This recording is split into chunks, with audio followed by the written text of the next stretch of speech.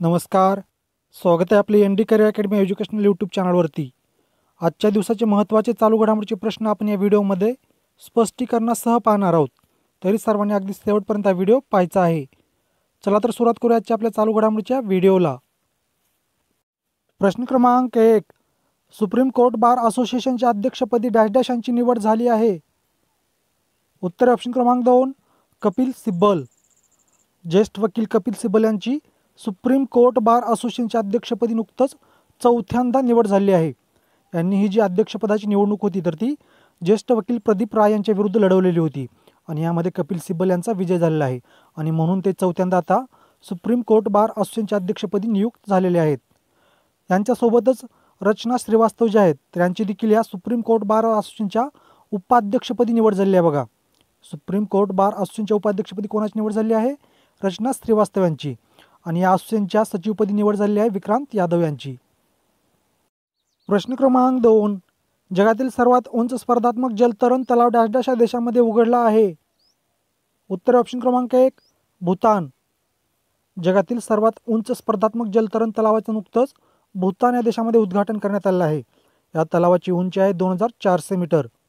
समुद्रसपाटीपासून 2400 मीटर उंचीवरती हे जगातील सर्वात उंच स्पर्धात्मक जलतरण तलाव भूतान या देशामध्ये नुकतंच उघडण्यात आलेलं आहे.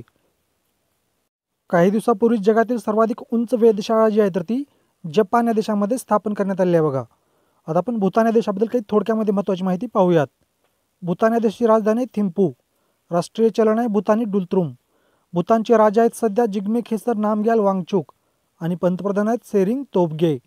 जगातील सर्वात कमकुवत सैन्य म्हणून भूतानचे सैन्य ओळखलं जातं. बघा, भारत आणि भूतानची सीमा आहे 699 किलोमीटर.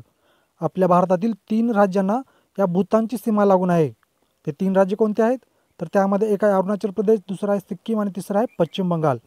भूतान देशाच्या पूर्वेस आहे अरुणाचल प्रदेश, भूतान देशाच्या पश्चिमेला आहे सिक्कीम हे राज्य आणि भूतान देशाच्या दक्षिणेला आपलं पश्चिम बंगाल हे राज्य. भूतान देशाच्या उत्तरेला आहे तिबेट. प्रश्न क्रमांक 3. आंतरराष्ट्रीय प्रकाश दिवस दरवर्षी डॅश डॅश रोजी युनेस्कोद्वारे साजरा केला जातो. उत्तर आहे 16 मे. 16 मे हा जो दिवस आहे तर हा दिवस दरवर्षी युनेस्कोद्वारे आंतरराष्ट्रीय प्रकाश दिवस म्हणजेच इंटरनॅशनल डे ऑफ लाईट म्हणून साजरा केला जातो. आणि 16 मे हा दिवस आपण आपल्या भारतामध्ये राष्ट्रीय डेंग्यू दिन म्हणून साजरा करतो. बघा, 16 मे हा दिवस आपण आपल्या भारतामध्ये काय म्हणून साजरा करतो तर राष्ट्रीय डेंग्यू दिन म्हणून साजरा करतो. त्याचबरोबर 16 मे हा दिवस आपण आपल्या देशामध्ये सिक्कीम या राज्याचा स्थापना दिन म्हणून देखील साजरा करतो. आता आपण जे ऑप्शन दिलं आहे तर यामध्ये 15 मे हा जो दिवस आहे तर हा दिवस आंतरराष्ट्रीय कुटुंब दिवस म्हणून साजरा केला जातो आणि 17 मे हा जो दिवस आहे तर हा दिवस आंतरराष्ट्रीय दूरसंचार दिन म्हणून साजरा केला जातो. प्रश्न क्रमांक 4. फेडरेशन कप 2024 मध्ये नीरज चोप्रा यांनी डॅश डॅश हे पदक जिंकले आहे. उत्तर आहे सुवर्ण पदक. नुकतंच जी फेडरेशन कप 2024 ही स्पर्धा पार पडलेली आहे त्यामध्ये आपले नीरज चोप्रा यांनी सुवर्ण पदक जिंकलेलं आहे. बघा, यांनी या स्पर्धेमध्ये 82.27 मीटर भाला फेकून सुवर्ण पदक जिंकलेलं आहे. किती मीटर भाला फेकून? 82.27 मीटर भाला फेकून. आणि नुकतंच जी दोहा डायमंड लीग स्पर्धा पार पडलेली आहे तर त्यामध्ये नीरज चोप्रा यांनी रौप्य पदक पटकावलेलं होतं. या दोहा डायमंड लीग 2024 स्पर्धेमध्ये याकूब वाडले जे आहेत तर यांनी सुवर्ण पदक जिंकलेलं आहे. प्रश्न क्रमांक 5. 77व्या कांस चित्रपट महोत्सवाच्या उद्घाटन समारंभात guest of honour Palme D ओर पुरस्काराने डॅश डॅश यांना सन्मानित करण्यात आले आहे. उत्तर ऑप्शन क्रमांक 1. Meryl Streep. नुकतंच फ्रान्स या देशामधून 77वा कांस चित्रपट महोत्सव सुरू आहे तर याच्या उद्घाटन समारंभात guest of honour Palme D or या पुरस्काराने सन्मानित करण्यात आलेला आहे मेरिल स्ट्रीप यांना. हा महोत्सव फ्रान्समध्ये 15 ते 24 मे दरम्यान सुरू असणार आहे. कधीपर्यंत? 15 मे ते 24 मे दरम्यान हा कुठं सुरू असणार आहे तर फ्रान्स या देशामध्ये. आणि या 77व्या कांस चित्रपट महोत्सवामध्ये sunflowers were the first ones to नाव या भारतीय चित्रपटाची देखील निवड करण्यात आलेली आहे. प्रश्न क्रमांक 6. नागरिकत्व सुधारणा कायदा अंतर्गत प्रथमच डॅश डॅश जणांना भारतीय नागरिकत्व देण्यात आले आहे. उत्तर आहे 14. नुकतंच जो आपल्या देशामध्ये CAA कायदा लागू करण्यात आलेला आहे. बघा, नागरिकत्व सुधारणा कायदा 2019 तर या कायद्याअंतर्गत प्रथमच 14 जणांना भारतीय नागरिकत्व देण्यात आलेलं आहे. CAA म्हणजे सिटिझनशिप अमेंडमेंट ॲक्ट 2019. या संबंधित विधेयक जे होतं तर ते 9 डिसेंबर 2019 रोजी केंद्रीय गृहमंत्री अमित शहा यांनी लोकसभेमध्ये मांडलेलं होतं आणि त्याच दिवशी या विधेयकावरती लोकसभेमध्ये मतदान घेण्यात आलं आणि लोकसभेमध्ये हे विधेयक 311 विरुद्ध 80 मतांनी मंजूर देखील करण्यात आलं होतं. त्यानंतर 11 डिसेंबर 2019 रोजी हे विधेयक राज्यसभेमध्ये मांडण्यात आलं आणि त्याच दिवशी राज्यसभेमध्ये हे विधेयक 125 विरुद्ध 105 मतांनी मंजूर करण्यात आलं होतं. त्यानंतर 12 डिसेंबर 2019 रोजी या विधेयकावरती राष्ट्रपतींनी स्वाक्षरी केलेली आहे आणि या विधेयकाचं 12 डिसेंबर 2019 रोजी कायद्यामध्ये रूपांतर झालेलं होतं. आणि CA हा जो कायदा आहे तर तो आपल्या देशामध्ये सुरुवातीला लागू करण्यात आलेला होता 10 जानेवारी 2020 रोजी आणि CA हा कायदा आपल्या देशामध्ये दुसऱ्यांदा लागू करण्यात आलेला आहे 11 मार्च 2024 रोजी. या कायद्यानुसार नागरिकत्व कायदा जो होता 1955चा तर त्यामध्ये सुधारणा करण्यात आली आहे. प्रश्न क्रमांक 7.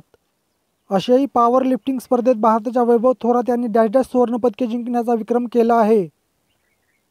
उत्तर आहे ऑप्शन क्रमांक 3, 4. नुकतंच हाँगकाँग या देशामध्ये ज्या आशियाई पॉवर लिफ्टिंग स्पर्धा पार पडलेल्या आहेत 2024च्या तर या स्पर्धेमध्ये आपल्या भारताच्या वैभव थोरात यांनी 4 सुवर्ण पदके जिंकून विक्रम केलेला आहे. प्रश्न क्रमांक 8. देशातील सायबर गुन्हे रोखण्यासाठी डॅश डॅश मंत्रालयाने I4C यंत्रणेची स्थापना केली आहे. उत्तर ऑप्शन क्रमांक 2, गृह मंत्रालय. देशातील सायबर गुन्हे रोखण्यासाठी केंद्रीय गृह मंत्रालय जे आहे तर यांनी I4C या यंत्रणेची स्थापना केलेली आहे. सध्या आपल्या देशाच्या 27व्या क्रमांकाचे केंद्रीय गृहमंत्री आहेत अमित शहा. आपल्या देशाचे सध्या 29व्या क्रमांकाचे संरक्षण मंत्री आहेत राजनाथ सिंह. आपल्या देशाचे सध्या माहिती आणि प्रसारण मंत्री आहेत अनुराग ठाकूर आणि शिक्षण मंत्रालयाचे मंत्री आहेत बघा सध्या धर्मेंद्र प्रधान. प्रश्न क्रमांक 9. सुपर बेट रॅपिड आणि ब्लिट्झ बुद्धिबळ स्पर्धा 2024चे विजेतेपद डॅश डॅश यांनी पटकावले आहे. उत्तर आहे ऑप्शन क्रमांक 2, मॅग्नस कार्लसन.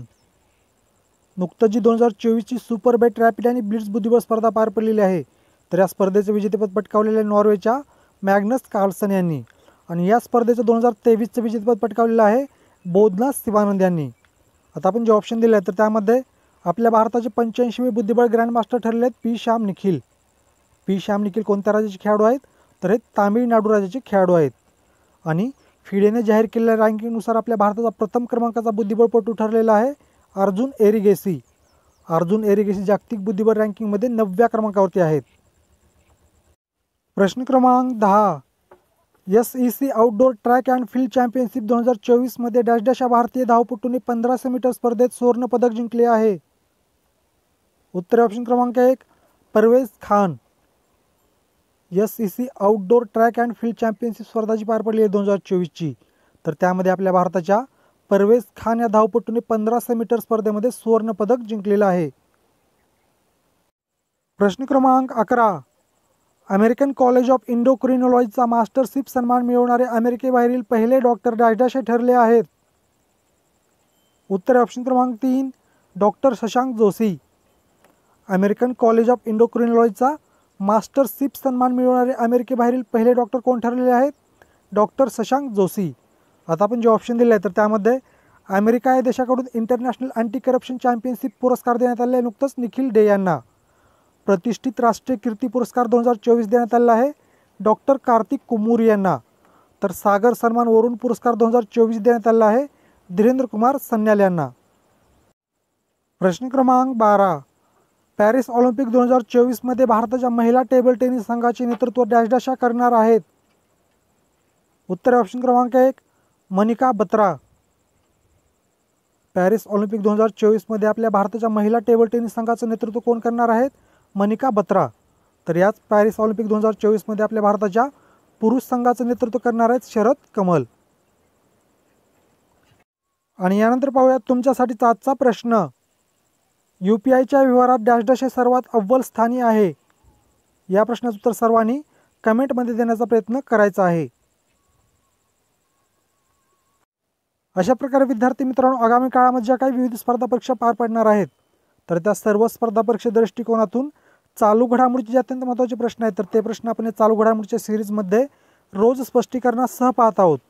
तुम्ही जर आणखीन आपलं यूट्यूब चॅनल सबस्क्राईब केलं नसेल तर आपल्या यूट्यूब चॅनलला सबस्क्राईब करून बेल आयकॉनचं बटन क्लिक करायला विसरू नका. आणि तुम्हाला जर मी दिलेली माहिती आवडली असेल समजली असेल तर आपल्या व्हिडिओला आपल्या चॅनलला लाईक कमेंट आणि शेअर करायलाही विसरू नका. आणि तुम्हाला जर चालू घडामोडीच्या आणि जीकेच्या महत्त्वाच्या PDF नोट्स हव्या असतील तर तुम्ही आपला टेलिग्राम ग्रुप जॉईन करू शकता. या टेलिग्राम ग्रुपची लिंक मी तुम्हाला या व्हिडिओच्या डिस्क्रिप्शनमध्ये दिलेली आहे. धन्यवाद.